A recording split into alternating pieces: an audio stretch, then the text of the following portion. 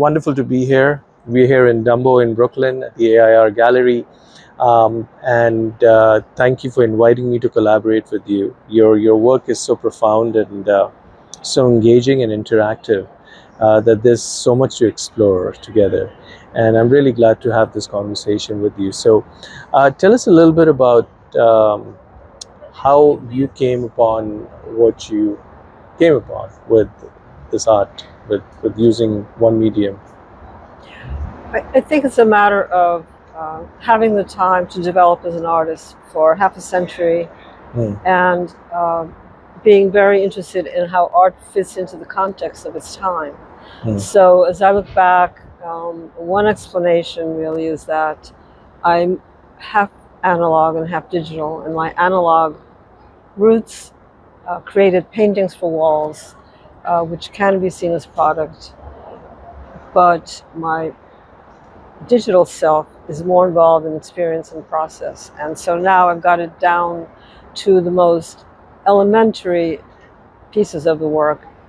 They are experiences of light and color created by myself and the viewer, anyone who cares to engage with the product, and to create their own images so that we are each involved equally, each responsible equally for the work. So you're facilitating everyone's own design piece, art piece that they are creating through what you have provided as an infrastructure of sorts. But even within, when we go into the gallery, what intrigued me was these little, little details that you were putting in there, where when you move the light left or right, it has such a different impact. I mean, the usage of the dichroic filters is in itself, one of our favorite, for both of us, a favorite material. But it's just how the nuances of these shapes and how they overlap into each other and how the light kind of contributes together. It's just stunning. It's just stunning.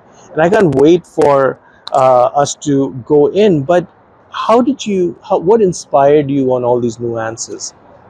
Well, in the year 2000, I did a show called Loop and Dissolve, which was about kind of facing that intersection of analog and digital. And so I made digital prints, two-sided, which were long 3-foot vertical images, my photographs. And they were all personal environments. And I cut them up and looped them. So they started to look like textile.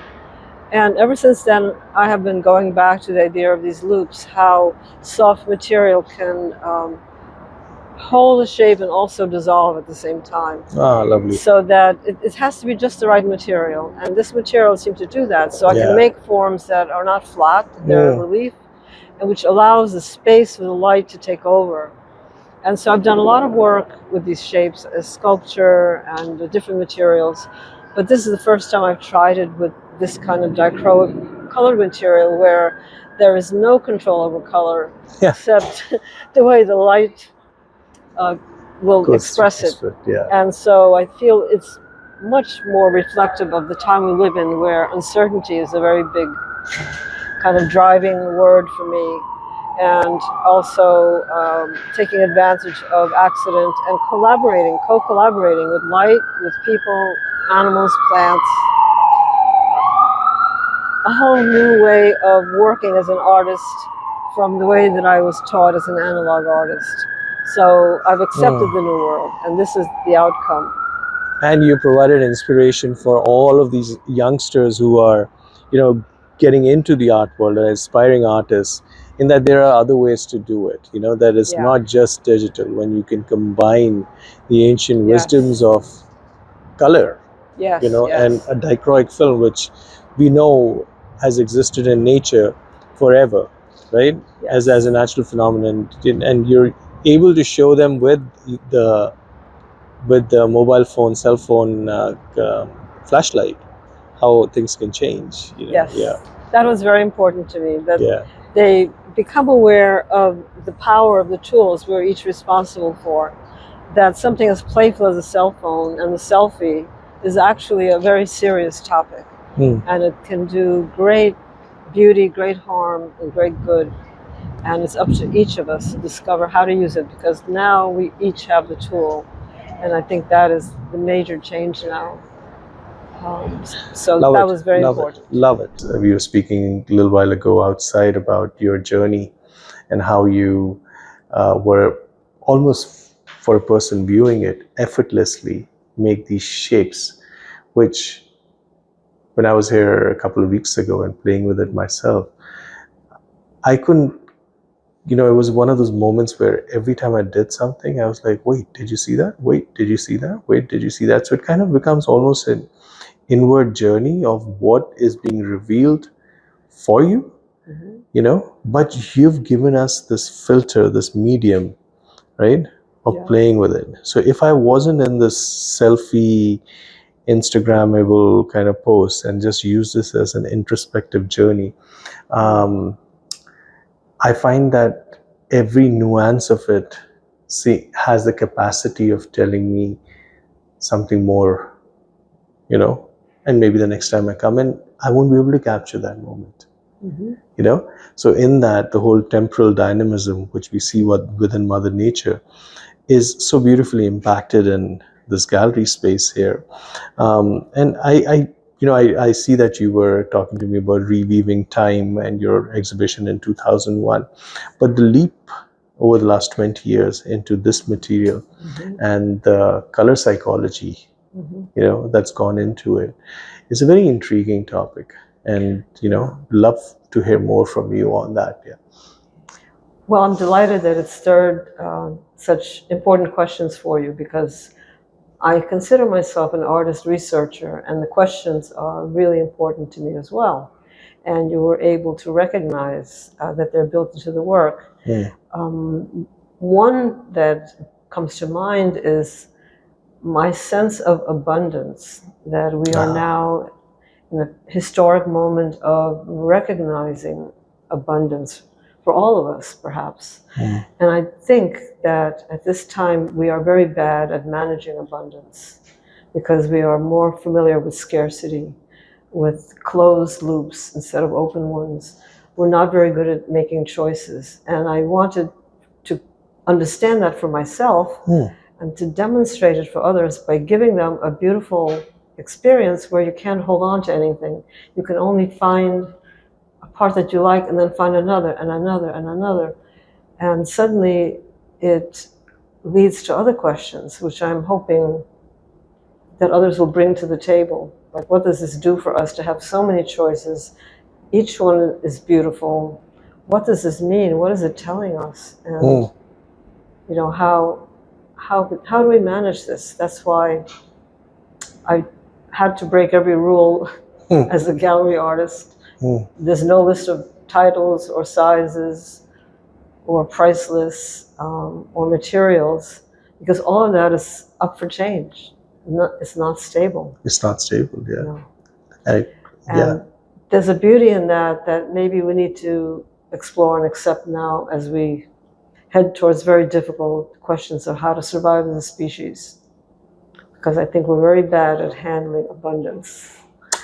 What a beautiful point here. I totally see what you're saying, that when you have abundance, especially of compositions or interpretations, it's almost like, okay, what do I hold on to here? Because in the scarcity conversation, I needed to hold on to it, right? That whole example that's often given about, the birds, if you leave food out on the road, they just eat as much as they want, and then they leave the rest for the others. If a human being went to that, they would immediately capture it all together and run with it, right? So now we have this topic of abundance, and you're utilizing art as a medium to create the sense of, I can make as many pieces as I want, as my heart desires, as my light desires, as my, inner being desires. Now what do I do with it? Because the culture is, what do you have to show for it? Give me a tangible, It's like, well, but where to go, Yes. It was just right here. I made it, but it's not looking the same now, right? And in that, I think you are redefining this paradigm of what we mean, what the art collectors talk about, or what they want to capture and collect, and and when we started working on this project, I remember you told me that, listen, it's an antithesis to what the art world does, because here I have nothing to sell. I'm not here selling something. And I found that very, very compelling. And that, in fact, inspired me to come up with my pieces. But please, you were saying something about this abundance aspect and how do we deal with it. So what are your further thoughts on that? How do you deal with it? I think it's a very important transition point for humanity.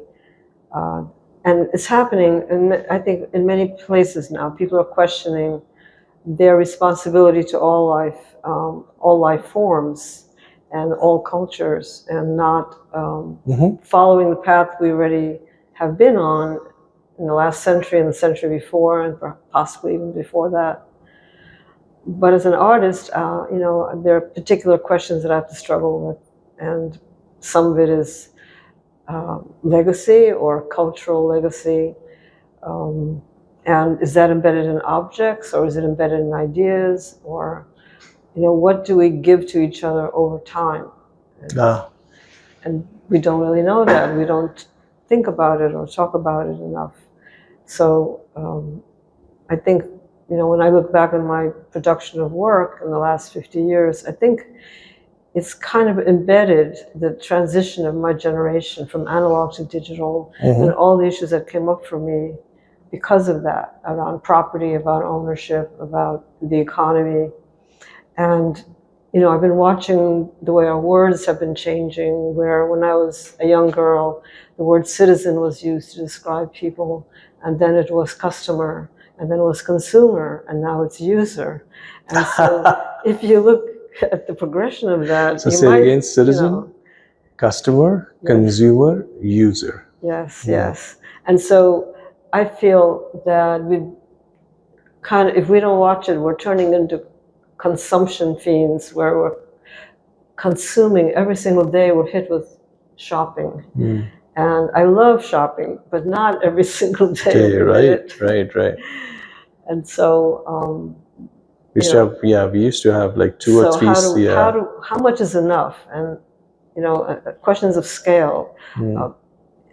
This can get into so many different real life situations as a investigation, including the idea of some people having way more than they can ever use up in their lifetime, and how does that impact on the people who have nothing, and why there's this dramatic islands and mountains emerging now of people with nothing, people with everything. And is that good for us as a species? Is it good for this beautiful blue pearl of a planet traveling through space that's already on its own path? And how can we be better stewards of this planet, better citizens of the planet? I don't know why we're so interested in shopping, because we all have so much. But so somehow all these thoughts get into what kind of work can I produce, and questions I have no answers for, like what will I do with my analog work, which I love, and it's very beautiful, and it needs walls, but we're moving into a time when half of humanity won't have walls. So where will all the wall work go? All the paintings, all the prints, all the photographs that rely on walls. So these are really interesting to me to think about, and to find others who are thinking about the same kind of things, looking for different qualities in whatever they produce. Right. Whether it's buildings, like yourself working with buildings, how can we bring something else to that environment?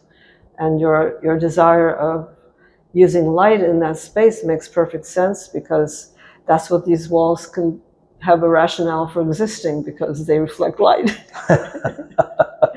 So architecture can be saved by light.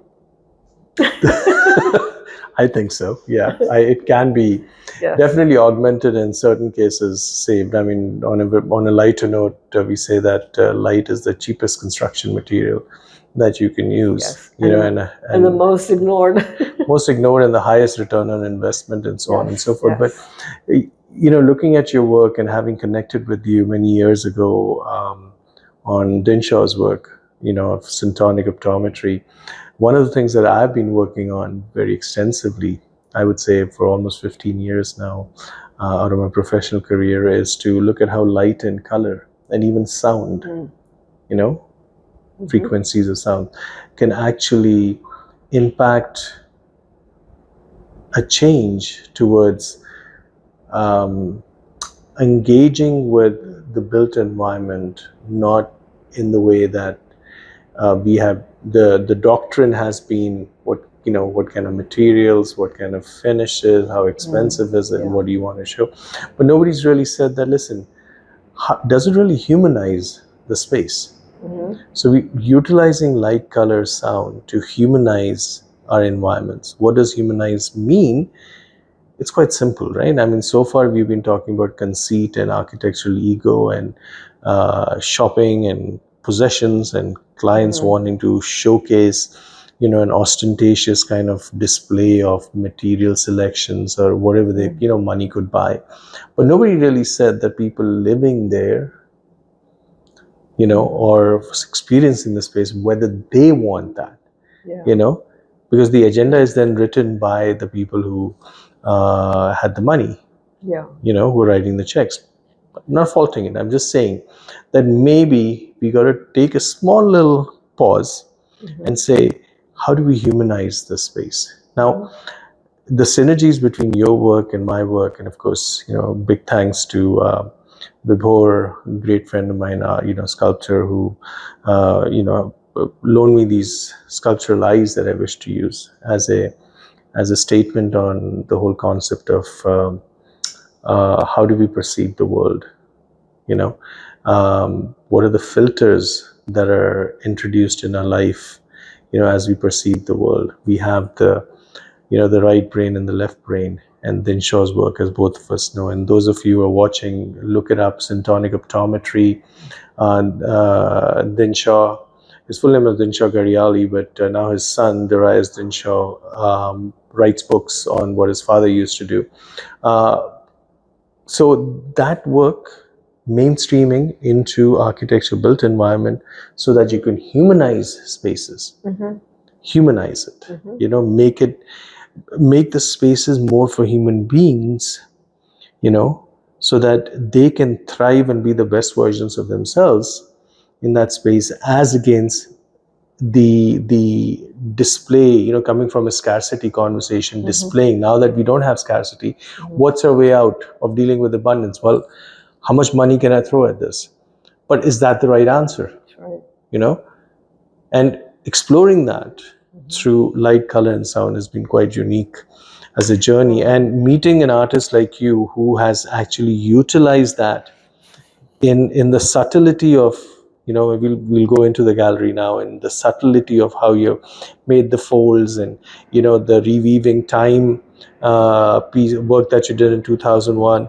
But our viewers will see your subtleties, and then we'll do a juxtaposition of how I have, synergized with your work. Wow, so this is the A.I.R gallery with the art in place and Aham Brahmasami exhibition here in Dumbo. I'm here with Daria Dorosh. So Daria, this I get it, that you're using this one light to showcase that this is how you could play with it, right? But when you move your light around, it's constantly responding to how you're putting the light, where you have the light, how you put it in, how you move it out, etc. So maybe we can play with it, no? Okay, well, this piece is a transition between the interactive pieces and a demonstration of the material for visitors to draw them in. But it is actually much more static. It's more in the world of exhibition material, whereas the other ones are a process of interaction, which we can demonstrate. Oh, great. So we can play. So what we do is just turn the camera or the flashlight on, right? I don't know if my flashlight's that strong, but... And we shall play. Okay. Ooh, look at that. Whoa. Whoa.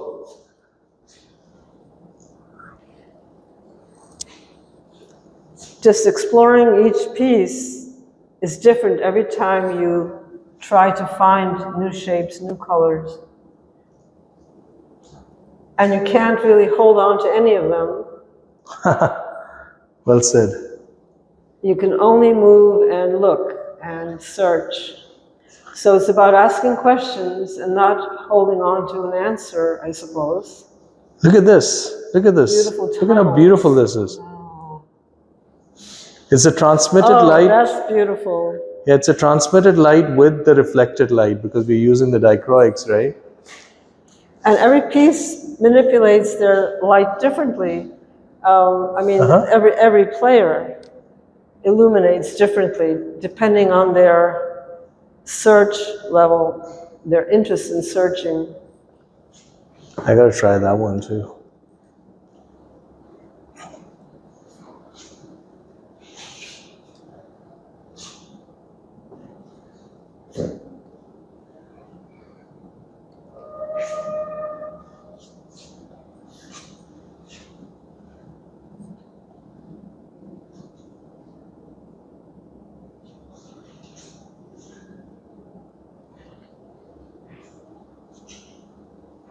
What happens when two lights play? Let's try.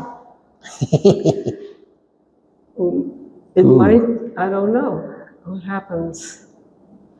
We have, it's a good question, actually. You know, what happens? Okay, so do one. Okay, now, no, just keep it, that was so beautiful right here. All right. Right?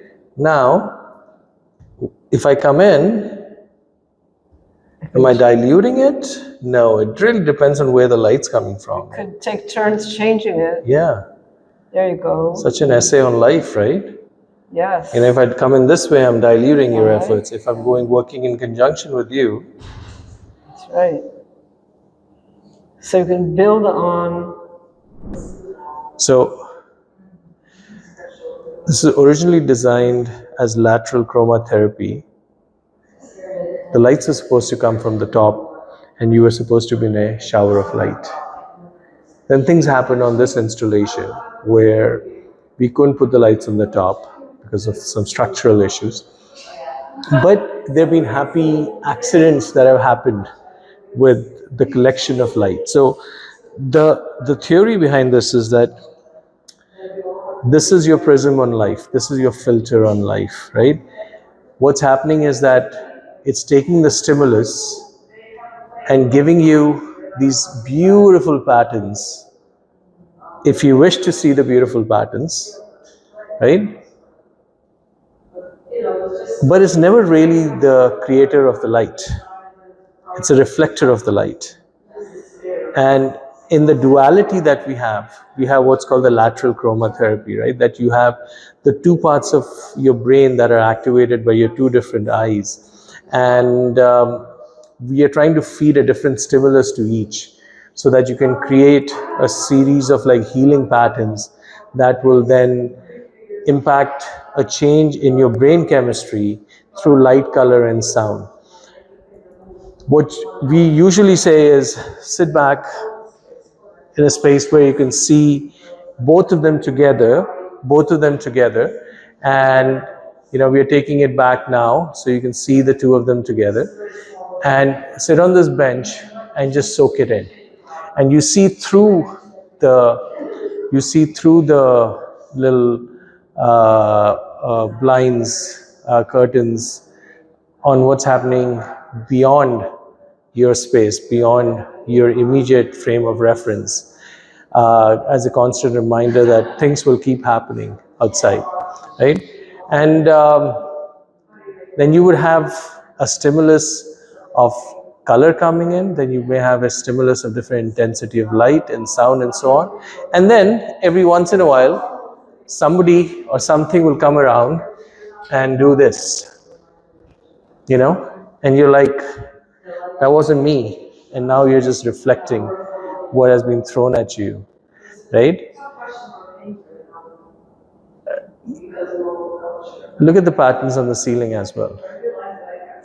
There's never one answer, I'm not talking about scales of gray. I'm just saying there's not one answer to every situation. There is always a point and a counterpoint, right?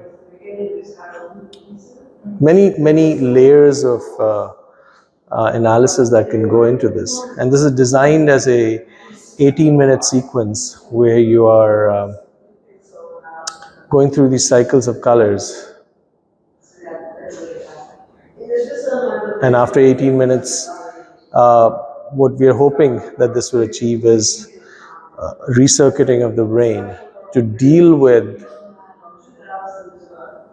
on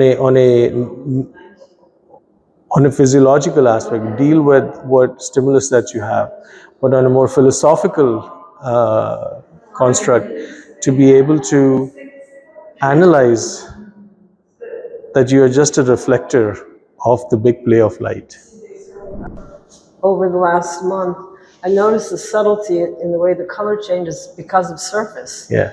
Your surface is a little more complex than mine, and the inside, as the light hits the inside, the slightly matte surface is quite different from these very sharp highlights that are created.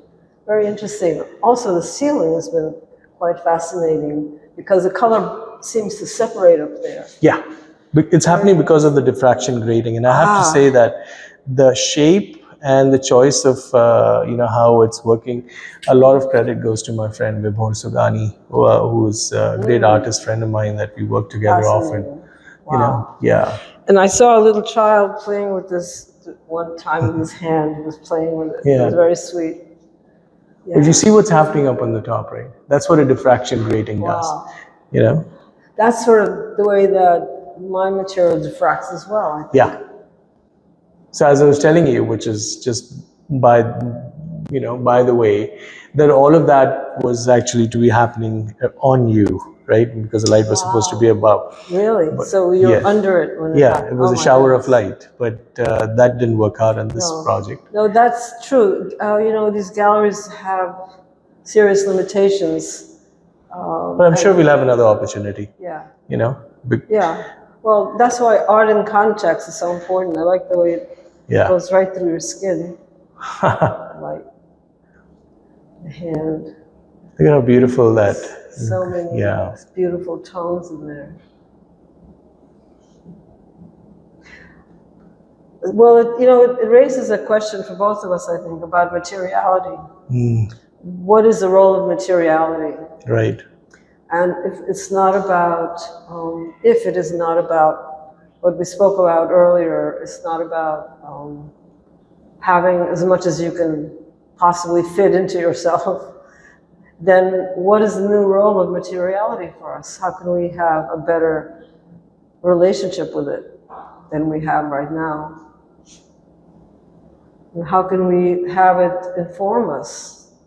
Mm-hmm. And I think, if we remember, or we can imagine being children again, that's what we played with, materiality to inform us. Yeah. That's how we learned about the world. Mm-hmm. And now we forgot as we get older. Yeah. Reflections are beautiful here. Each color also has a different emotional feeling, which is interesting. That's what Dinshaw talks about too, right? That's interesting. The colors are really.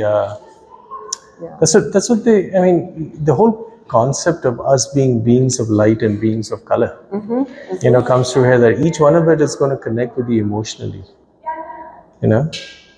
Well, that's what they have found, that cells communicate with light. That's right. The mitochondria connects with light. Yeah. So the most precious things we have, we take for granted, like water, light. Mm-hmm. But they hold so much more that we haven't really thought about for a while. Very true. Yeah. Very true. Very well said. It's great. Yeah. And look at what's happening there now. You see, as it shifts color. Yeah. So what happens in a dichroic is you're pushing one wavelength of light through a dichroic. So you have a transmitted light and a reflected light. What happens in a diffraction grating is that it separates out the wavelengths of the light that is there. right? So therefore, you start seeing through this stainless steel orb, right? You start seeing the separation of the colors, and then you start seeing it on the top too, you know, and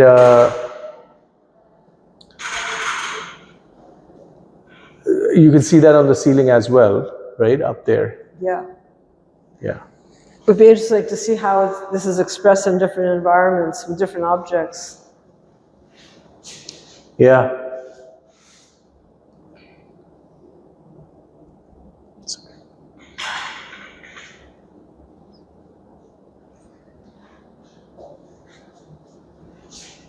Is this the same color as this side? Is this the same color metal as this side? Well, that's what the thing about the diffraction grating is really, that it is going to be the color based on what the diffraction grating is doing, you know? So it's going to separate it out. I see, because it looks different sometimes. Yeah.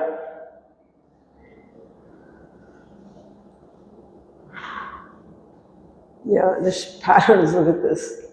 These strands this time. And sometimes it's waves. Like you see what's coming from behind? Yeah. Oh, that's a magical moment, yeah. A whole different one. Yeah. And now you can see the other one come in. My goodness. Ah!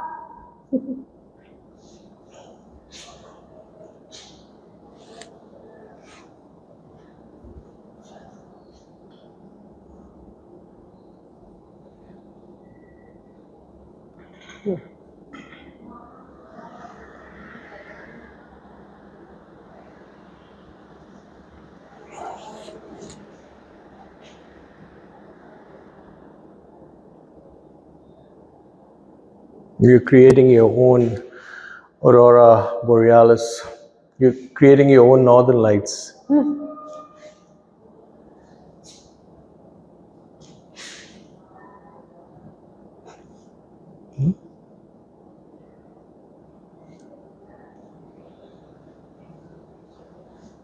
Take a look at this though now. Amar, you want to go rotate it?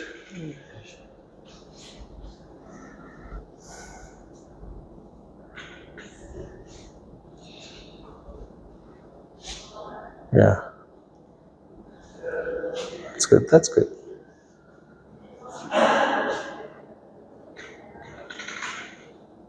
Oof.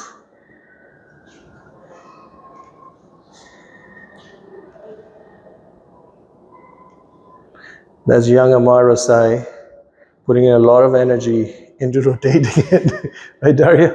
What? He's put in a lot of energy in rotating it. Oh, yes.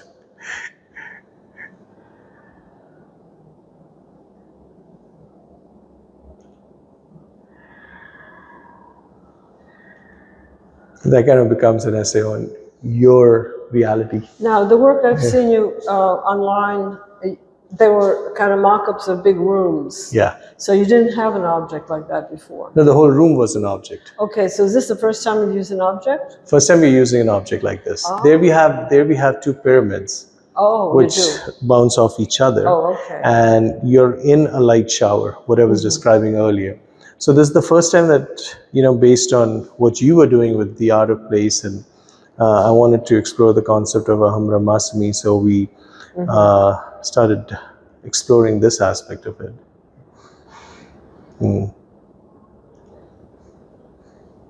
Well, it sounds like it behaves differently depending on the objects that you have there. Yes.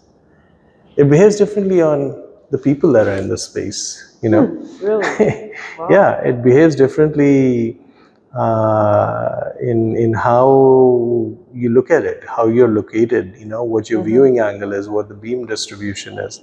Just the way you saw with your camera, yeah. My camera, my phone camera, phone light was giving different results than yours. That's true. I'm a Samsung Android person, you're an iPhone person, and totally different, right? And also the speed at which they rotated. You saw yours, rotating. You saw Amar's rotating, sometimes there's nobody there to rotate it, right? Yeah.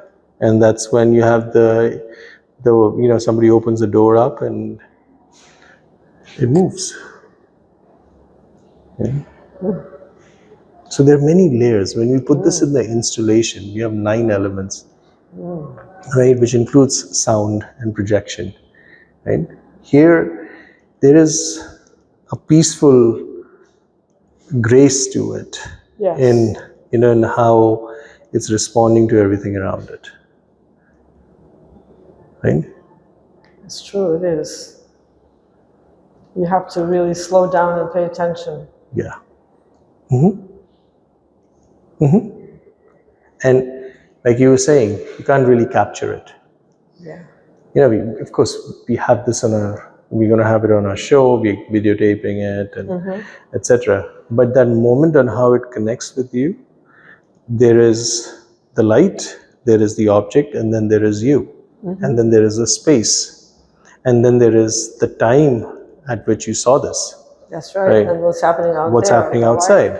So earlier I was like hoping for blackout blinds. And when this happened, I was like, Daria, it's actually really nice. Because everything will change. Now we sit for another hour. As the sun changes in New York City, you will start absorbing these energies much more. Now in the big installation, which is a 40-foot diameter one, there are no windows. There are no windows, right? So you don't have an outside connect. But here, because it's a philosophical piece, on the power being within you and how you see the world, the filters are self-imposed. And if you clean the filters up, then the reality is the reality. Yep. So it's quite exciting in how it responds in a very subtle way. A mixture of what you were saying, that it's analog with digital. Yeah. The same thing that's happening here. It's, the stainless steel eyes, is your reflective medium, and how it responds to a digital 18-minute sequence that's going on the two sides, has so many interpretations that can come up here. Yes, definitely.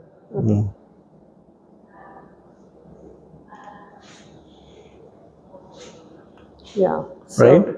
I hope it helps you understand what your variables are, in terms of if you can't get the exact space you need, is there anything that will still work for you? Yeah. That's quite a beautiful shot. Yeah. And should we do an AMAR rotation?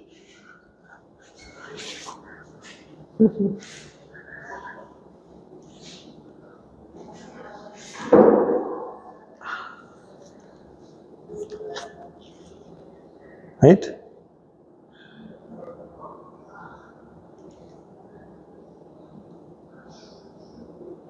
All right. So, on that note, I'm just going to pan this beautiful space. That's Daria with the beautiful pieces. I'm trying to capture Amar on this, but he keeps running away. That's Amar Rasai, recent graduate from Columbia, very smart guy. Daria Dorosh, thank you very much.